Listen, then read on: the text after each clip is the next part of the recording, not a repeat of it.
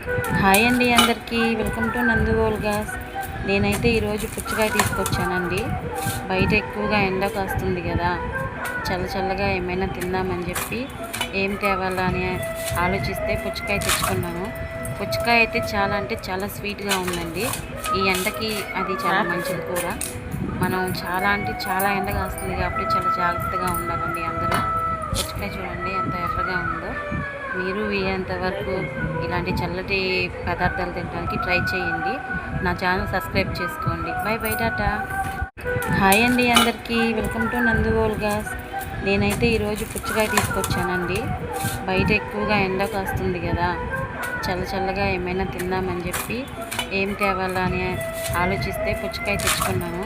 పుచ్చకాయ అయితే చాలా అంటే చాలా స్వీట్గా ఉందండి. ఈ ఎండకి అది చాలా మంచిది కూడా.